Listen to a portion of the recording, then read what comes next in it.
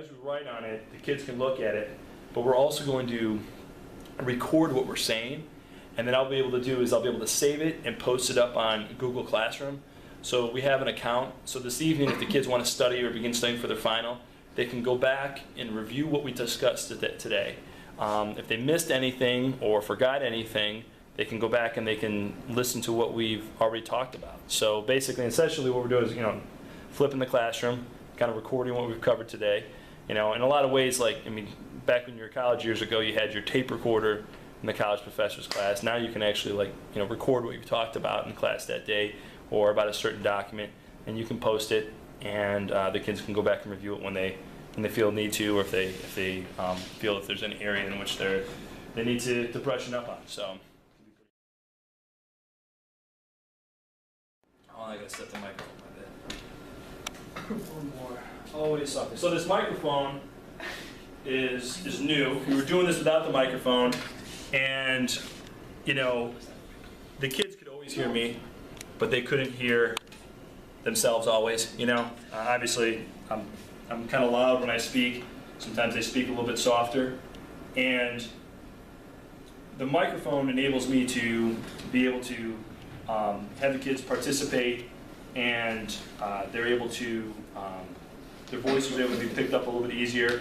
And then if I'm in class and we're doing a similar type of thing, I can walk around class, a student can raise their hand, and I can bring the microphone over to them, and it records them a little bit easier. So that part has been pretty helpful as well. So we just had it here a few weeks here since we've received the funding from the 218 Foundation. And so it's something that we're real excited about at the end of this semester, and really excited about where it's going to help us second semester. Yes, here we are in the week preparing for our final exam. And what we're going to do here is we're going to do a quick review on the variety of different periods in which we're covered this semester.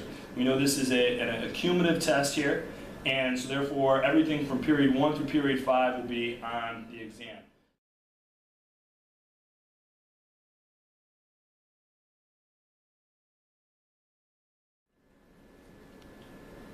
Okay, so we're back here. So we're going to go ahead and begin starting with period 1.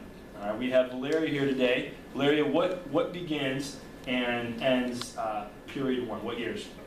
1491 to 1607.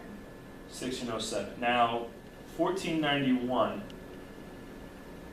typically begins what era? What usually happened around 1491? 1492 was when Christopher Columbus discovered America, but we go back 1 year to talk about what happened prior to his coming. Absolutely, and prior would be the Native Americans and coming to America. Absolutely. And 1607 is usually the beginning of what happens in 1607. It's settlement, correct. What events usually do we? It's a successful settlement. It's the first one. Jamestown. Okay, so that's Jamestown. So we know Jamestown ends it. So then we hit period 2, and we know Jamestown is going to begin it. Okay. So if we know that period 1 typically deals with discovery, of America, and period 2 will focus more on what in regards to American history. Period 1 is discovering America and examining all the different parts of America. Period 2, the big major overarching theme would be what?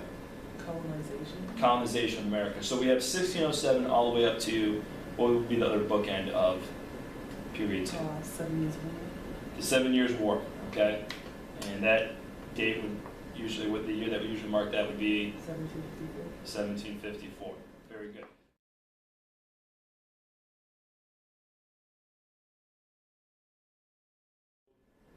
There's the 7 Years' War.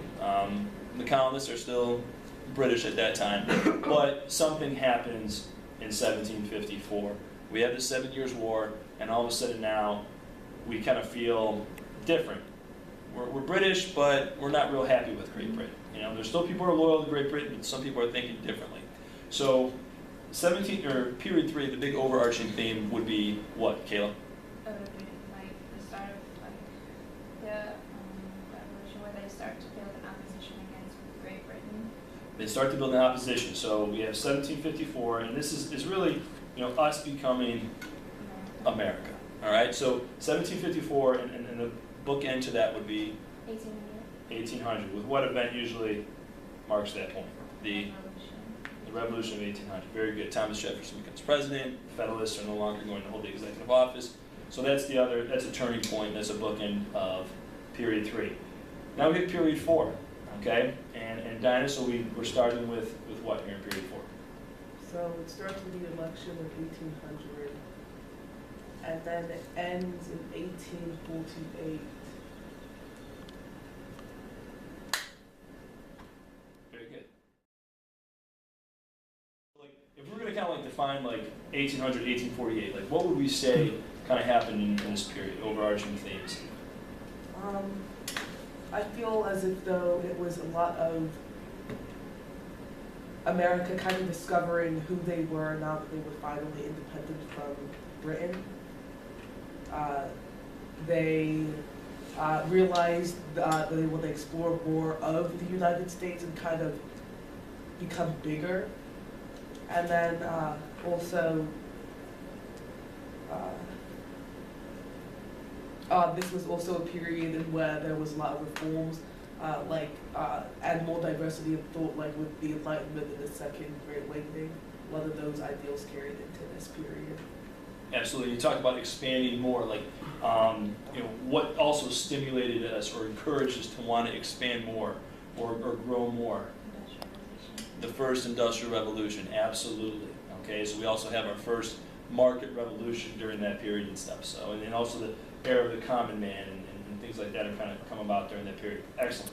So now, period 5 is kind of unique in the sense that it 1848 is the bookend for period 4, but period 5 actually backtracks a little bit. What starts period 5? 1844.